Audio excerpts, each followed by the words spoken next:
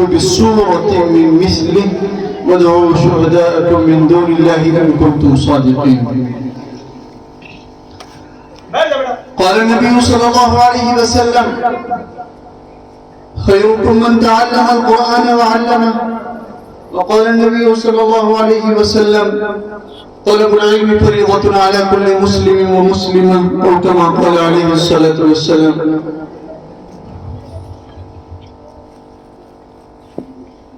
میرے بھائی، پیارے بچوں اور بچیوں اور گاؤں کے سبھی معزز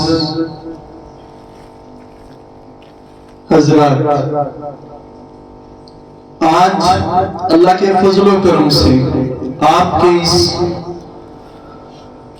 مسجد کے تحت جو مکتب چل رہا ہے،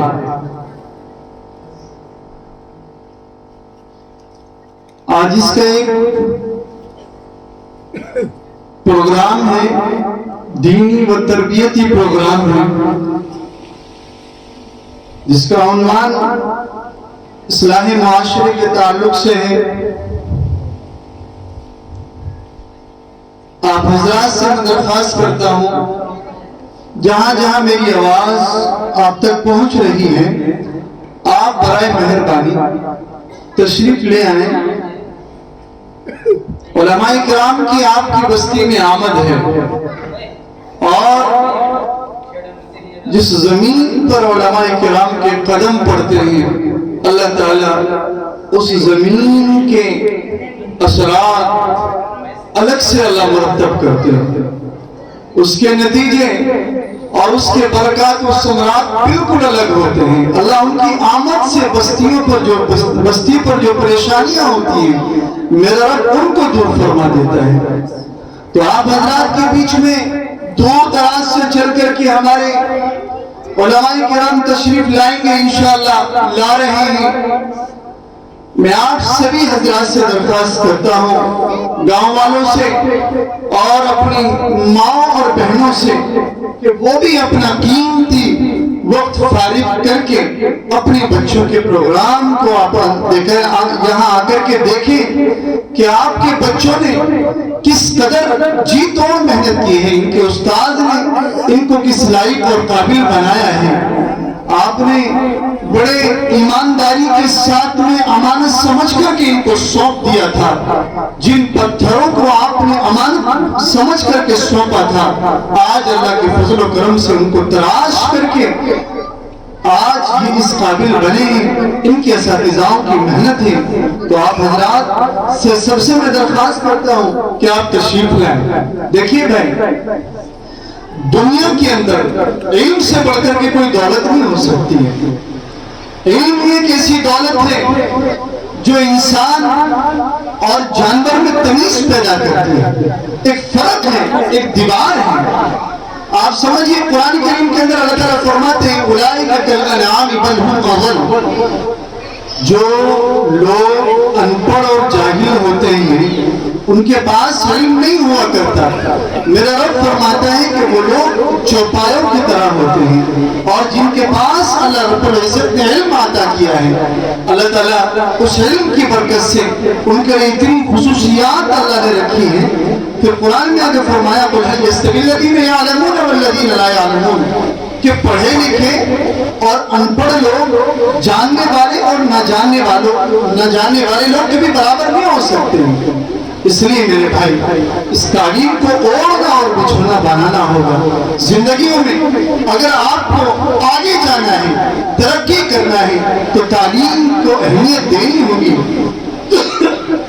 جو قوم تعلیم سے دور ہوتی ہے، وہ قوم ہمیشہ زمین پر پڑی رہ کر کے دوسروں کے قدموں میں پڑی رہتی ہے، اور خود اس کے قدموں میں، اس کے پیروں میں غلامی کی بیڑیاں پڑی ہوتی ہیں۔ جس قوم کے پاس تعلیم نہیں ہوتی، اور جس قوم کے پاس تعلیم ہوتی ہے، وہ قوم بہت آگے جاتی ہے، اور ان کی مثالیں اور ان کی کارنامے لوگ ان کو دیکھ کر کے جو ہوتے ہیں تو اس کی طرف ان کی مثالیں دیا کرتے ہیں زندگی میں. اس لیے یہ تعلیم کے تعلق سے ایک پروگرام ہے. اس پروگرام کو ہمیں اور آپ کو دیکھنا ہے, سننا ہے, سمجھنا ہے.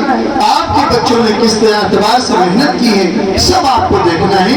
آپ کے امام نے, آپ کے استاد نے کس طریقے سے ان بچوں کو سنوارا ہے وہ سب ہمیں دیکھنا ہے اور پھر انشاءاللہ اپنے بچوں کو دعاؤں سے نوازنا ہے. آئیے میں پروگرام کی شروعات کرتا ہوں بلا کسی تمہید کے, کیونکہ پروگرام ہے بچوں کا, اصل ہے ہمارا پروگرام. لوگ یہاں جو سننے والے, بیٹھنے دیکھنے والے, ہم جب تک پروگرام مکمل نہیں ہو جاتا ہے تب تک انشاءاللہ نہیں اٹھیں گے. اور ہمارا مین مقصد ہمارے بچوں کا پروگرام ہے. پھر اس کے بعد میں ہمارے پاس جو علماء کرام دور دراز سے تشریف لا رہے ہیں, نیل کھیڑلا سے جانشین حضرت مولانا محمد قاسم صاحب نیل کھیڑلا, مولانا قاسم صاحب کے صاحبزادے مولانا محمد عزیز صاحب جو نیل کھیڑلا مدرسے کے ناظم تعلیمات ہیں اور وہاں کے نمایاں اساتذہ میں سے ہیں, حضرت ہمارے بیچ میں انشاءاللہ تشریف لائیں گے اور امید کرتے ہیں کہ حضرت ہمارے بیچ میں اثر آ کر کے پڑھیں گے. اسی طریقے سے آپ کے علاقے کے مولانا حکیم الدین صاحب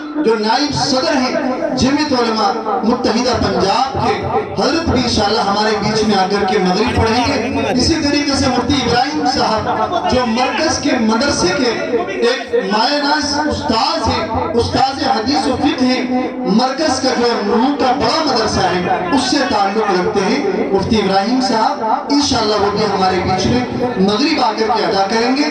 ان کو سننا ہے اور سن کر کے انشاءاللہ فائدہ اٹھانا ہے. میں اس لیے سب سے پھر درخواست کرتا ہوں کہ آپ تشریف لے آئیں. میں باضابطہ پروگرام شروع کر رہا ہوں بلا کسی تمہید کے. اور قرآن میں دیکھیے قرآن کریم سب سے اول ہے اور جس نے بنایا وہ اول, جس کی کتاب وہ اول, کتاب اول, بنانے والا اول. تو کیوں نہ ہم اپنے جلسے کا آغاز اول طریقے سے کریں, کیونکہ بسم اللہ فورا معظم کہ جو کوئی بھی محتم بشان کام جو شروع کیا جائے اس کو جو ہے اللہ کے نام سے اس کو شروع کیا جائے. اکابرین کا بھی یہی دستور رہا ہے. تو آئیے جو کام بلا کسی بسم اللہ کے, اللہ کے نام لیے بغیر شروع کیا جاتا ہے وہ کبھی بھی جو ہے ادھورا, وہ مقام تک نہیں پہنچتا ہے, ادھورا کہلاتا ہے. آئیے قرات کے لیے میں دعوت دیتا ہوں محمد ریحان ابن شکر الدین کو, یہ بچہ آئے اور تلاوت سے مجلس فرمائے. محمد ریحان ابن شکر الدین.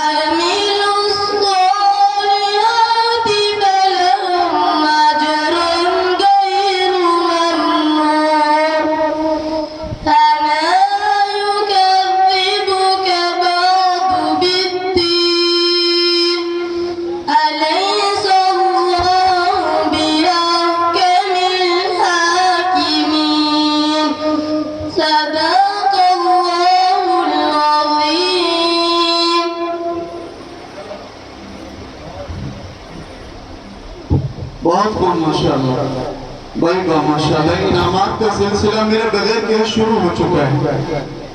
انعامات کا سلسلہ میں سوچ رہا تھا کہ میں کہہ دوں، لیکن یہ تو ماشاءاللہ بڑے قدردان لوگ ہیں، میرے کہے بغیر ہی آپ لوگوں نے شروع کر دیا۔ اللہ تعالیٰ جزائے خیر دے بھائی مرسلین بھائی کو، اور جو اس انعام کو دینے والے لوگ ہیں اللہ ان کو اجر عظیم عطا فرمائے۔ دیکھیے سمجھنے والی بات یہ ہے، یہ بچے آپ کے ہیں، امام آپ کا ہے، بستی آپ کی ہے، مسجد آپ کی ہے، سب کچھ آپ کا ہے۔ امام تو ایک بطور خدمت خادم کی حیثیت سے آپ کے پاس کام کرتا ہے۔ جب تک اللہ تعالیٰ نے اس کا رزق متعین کر رکھا ہے، جب تک وہ آپ کے بیچ میں رہے گا، اور جس دن رزق ختم ہو جاتا ہے اس کا اور کوئی ذریعہ بن جاتا ہے، تو پھر یہ ہر کسی کا ہے، ایک امام کا معاملہ نہیں ہے، یہ سب کا معاملہ بن جاتا ہے کہ جس کے ذریعے سے رزق اللہ تعالیٰ لکھ دیتے ہیں، وہ جب تک وہاں ہوتا ہے اور جب وہاں سے ختم ہو جاتا ہے تو اللہ تعالیٰ اور وسائل اور اسباب اس کے لیے بنا دیتے ہیں۔ یہ آپ کے بچے ہیں، آپ ان کو انعامات دیں گے تو آپ کے بچوں کا حوصلہ بنے گا، حوصلہ بنے گا ان بچوں کا۔ دیکھیے آپ کے 10 روپیے سے 20 روپیے سے میں سمجھتا ہوں کہ آپ کے گھروں میں کوئی اس طریقے کا پریشانیوں کا سامنا نہیں ہوگا کہ آپ کے 10-20 روپے یہاں ان بچوں کو انعام دینے سے آپ کے گھر میں کوئی ٹوٹا آ جائے، کوئی غربت کا معاملہ ہو جائے، نہیں اتنا بھی۔ اور یہ بھی نہیں ہو سکتا کہ ان 10-20 روپیوں سے ان بچوں کا بہت زیادہ بھلا ہو جائے، نہیں ہو سکتا، لیکن اتنا ضرور ہو سکتا ہے کہ آپ نے دعائیں دی، آپ نے 5 روپے 10 روپے اپنے بچے کو انعام دیا، تو سن لیجئے یہ بچے حوصلہ ان کو ملے گا، یہ بھی کہیں گے کہ مجھے انعام ملا تھا اور دیکھو میں نے اتنے روپے انعام میں کمائے تھے، تو اس سے بچوں کو حوصلہ ملے گا، اس حوصلے سے بچے آگے چل کر کے بہت بڑے بنیں گے انشاءاللہ۔ اس لیے آپ حضرات انعام کے معاملے میں کنجوسی نہ کریں بالکل بھی، اور یہاں جتنا خرچ کریں اتنا کم ہے۔ خدا کی قسم ہماری قوم کا یہ حال ہے کہ راتوں رات میں نچڑیے جب ناچنو میرے گویا، ہماری قوم کے نوجوان ڈھونڈا ہین تک کہ اللہ بدتر ان کو اللہ ان کو سمجھ آتا کرے، 100 روپیہ 500 نہ 1000 10 ہزار ایک رات میں اٹھا کر کے چلے جانا کہ میرے نام سے گانا گا، میرے نام سے گانا گا، اور یہ گانے میں 1000 2000 10,000 کو کوئی ٹھکانہ نہ، ایک رات میں بالکل یہ سمجھو حرام کاری میں اس میں ہمارے اتنے پیسے خرچ ہو جاتے ہیں ہم اور آپ سوچ بھی نہیں سکتے۔ لیکن جب معاملہ آتا ہے دین کا تو پھر ہم لوگ کمزور ہو جاتے ہیں۔ تو سمجھ لیجئے کہ ہماری دین سے کمزوری ہے، دین کبھی کمزور نہیں ہوتا، دین کے ماننے والے لوگ کمزور ہو جاتے ہیں۔ دین تو جیسے تھا ویسے ہی رہے گا، ماننے والے لوگ کمزور ہو جاتے ہیں۔ اس لیے میرے بھائی خوب دل کھول کر کے لوگوں کو جو ہے خرچ کریں اپنے بچوں کا، اپنے امام کا بھی حوصلہ بڑھائیں بچوں کے ساتھ میں تو اور اچھا ہوگا۔ میں نعتِ کلام کے لیے محمد سیحان ابن جاہد کو دعوت دیتا ہوں، مدینہ یاد آتا ہے، یہ بچہ تشریف لائے اور نعتِ کلام سے مجلس کا آغاز فرمائیں۔ محمد سیحان ابن جاہد، کیونکہ نعتِ کلام کا نمبر اللہ تعالیٰ کے بعد اگر کسی کا مقام ہے، کسی کا رتبہ ہے، کسی کی کوئی لائق ہستی ہے تو وہ رسول اللہ صلی اللہ علیہ وسلم ہے۔ تو آئیے آپ علیہ السلام کی شان میں نذرانہ عقیدت گنگنانے کے لیے بچہ آپ کے سامنے حاضر ہیں، بیٹا شروع کریں۔ محمد سیحان۔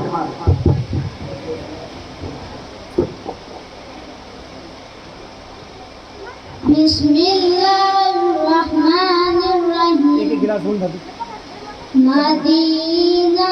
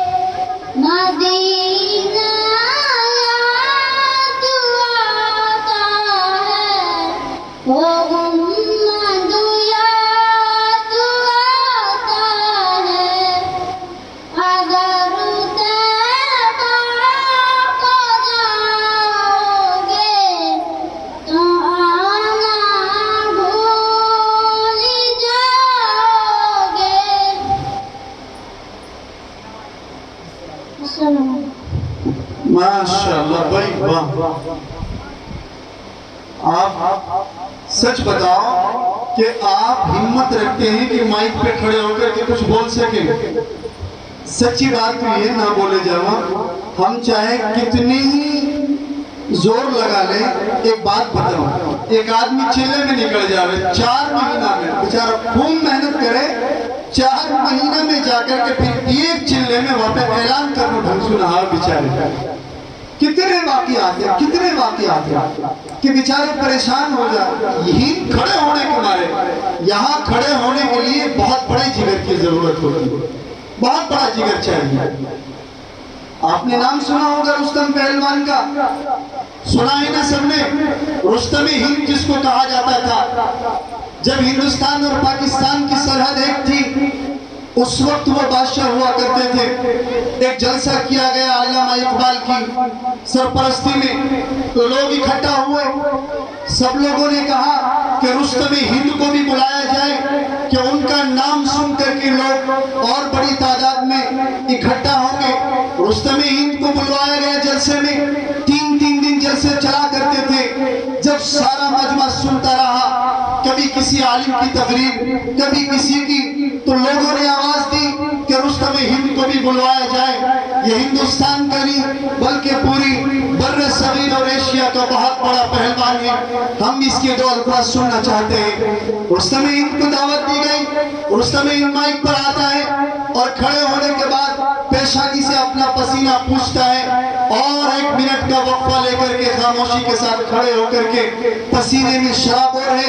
کون رستم ہند؟ جس کے سامنے کوئی اپنی کوئی اپنی خم نہیں پھٹکار سکتا، اس کے سامنے کھڑے ہو کر کے کوئی دعویٰ نہیں کر سکتا، اور اس کے سامنے بڑے سے بڑے آنے سے کتراتے ہیں، بڑے بڑے پہلوان طاقتور۔ اور اس رستم ہند کھڑے ہو کر کے مائک چھوڑ کے چلا گیا، پیچھے کھڑا ہوا اور کھڑے ہو کر کے اسٹیج پر ڈنڈ بیٹھک لگانا شروع کر دیے۔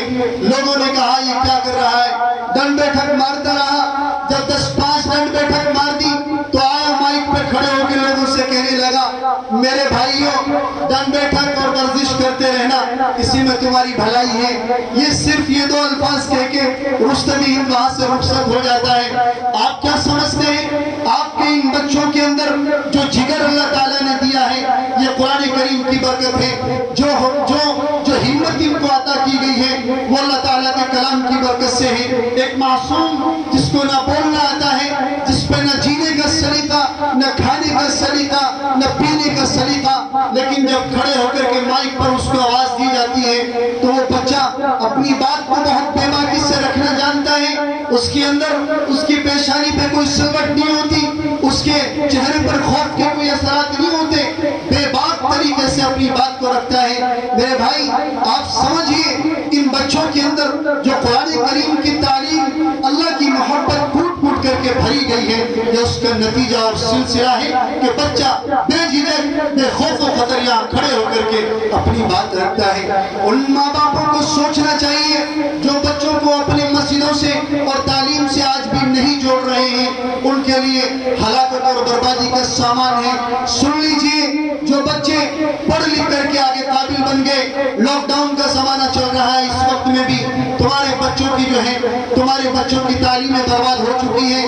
ان 2 سال کے اندر اچھے خاصے پڑھے لکھے لوگ جنہوں نے اچھی خاصی محنت کر کے، وہ چاہے دینی تعلیم سے تعلق رکھتے ہوں یا دنیاوی تعلیم سے تعلق رکھتے ہوں، جن کے اندر صلاحیتوں کا لوہا تھا، وہ آج تعلیم کو چھوڑ کر کے کوئی گاڑی چلا رہا ہے، کوئی مستری کا کام سیکھ رہا ہے، اور سب نے اپنی لائن چھوڑ دی ہے۔ میرے بھائی، جو تعلیم کو اپنے سینے سے لگاتا ہے، اللہ تعالیٰ اس کو آگے بڑھاتے ہیں۔ اس لیے یہاں کھڑے ہو کر کے جو بچہ حوصلہ دکھلا رہے ہیں، تم سب کا فرض بنتا ہے اپنی دعاؤں سے ان بچوں کو نوازیے گا۔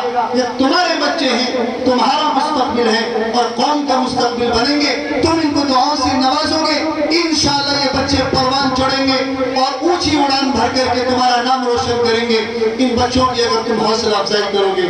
میرے بھائی، میں اپنی بات کو مختصراً کر کے، کیونکہ مجھے پروگرام بھی چلانا ہے، میں گاؤں والوں سے پھر درخواست کرتا ہوں، یہ دین کی مجلس ہے، میں آپ لوگوں کو ٹارگٹ کر کے نہیں کہتا، میں جہاں بھی جاتا ہوں ایک بات کہا کرتا ہوں، سپیرا جب سانپ کی پونگی بجانا شروع کرتا ہے، اس کے ارد گرد 1 मिनट में एक नहीं, 2 नहीं, सैकड़ों लोग खड़े हो जाते हैं आकर के, और वो बीन जब तक बजाता रहता है, लोग उसकी बीन की आवाज को सुन करके चारों तरफ से चले आते हैं। और वो जब लास्ट कर देता है फिर भी पूछता है कि भाई और एक सांप और दिखा दूं या दवाई ये बेचूं?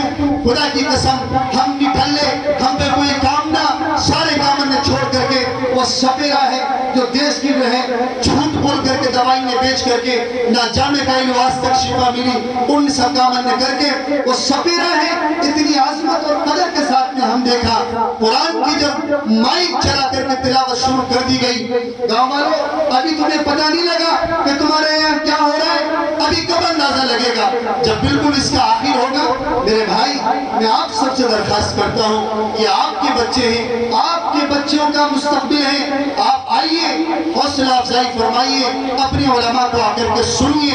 मैं अदबन आपसे दरखास्त करता हूँ, प्रोग्राम को शुरू हुए तकरीबन 20 मिनट गुजर चुके हैं और मैं देख रहा हूँ कि मस्जिद के अंदर अभी तादाद कम है, जो होनी चाहिए उस एतबार से नहीं है।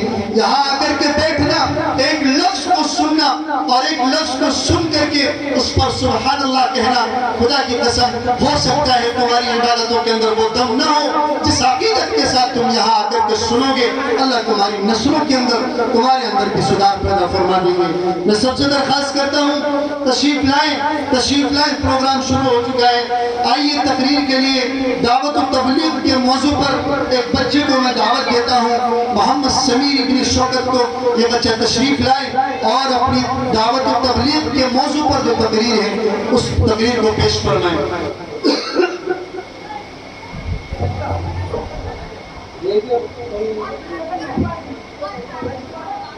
बेटा खामोश। वीडियो बनाने वाले लोग मेरी बात को सुने कान खोल करके। हमारी बच्चियां यहाँ बैठी हैं, उनकी तरफ वीडियो बिल्कुल हरगिज ना बनाए। ये हमारी और आपकी बच्चियां हैं, हम अपनी बच्चियों को बेपर्दा नहीं कर सकते। हमने इनको अदब के साथ में यहाँ बिठा करके रखा है। कोई भी वीडियोस बनाने वाले बीच में से बच्चे इस तरीके की वीडियो ना बनाए। शुरू। बिस्मिल्लाहिर्रहमानिर्रहीम। अल्हम्दुलिल्लाह व कफा व सलामुन अला इबादिहिल्लज़ीना कफा, अम्मा बाद। यकीनन दावत और तबलीग नबियों का तरीका है, यकीनन दावत और तबलीग नबियों का तरीका है। इसी से मोमिनों में आया है जिंदगी का सलीका।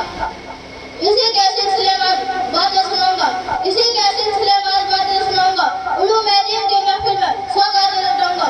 मेरे बातों बुजुर्गों और दोस्तों, आज तक दुनिया में जितनी भी नेमतें हुई हैं, ये सब तबलीग की बदौलत है।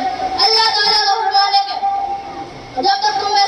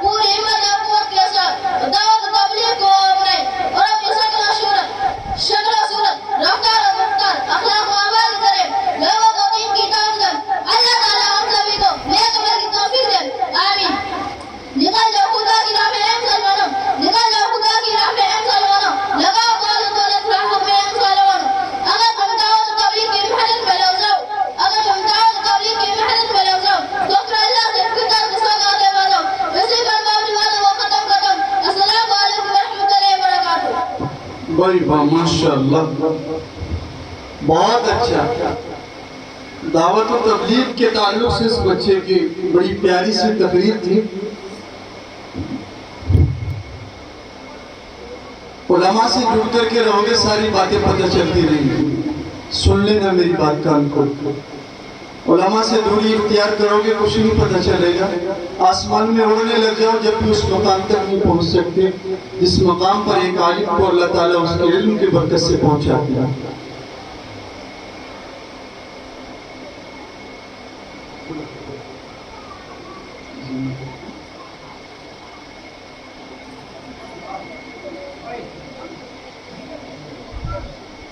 آپ لوگ بیٹھے نیچے بیٹھے کھڑے نہ ہو بچے کھڑے نہ ہو بیٹھ جاؤ نیچے. علماء کرام سے میں درخواست کرتا ہوں کہ اگر وہ مجمع میں بیٹھے ہوں تو اسٹیج پر تشریف لے آئیں کیونکہ حدیث شریف ہے انزل الناس منازلہم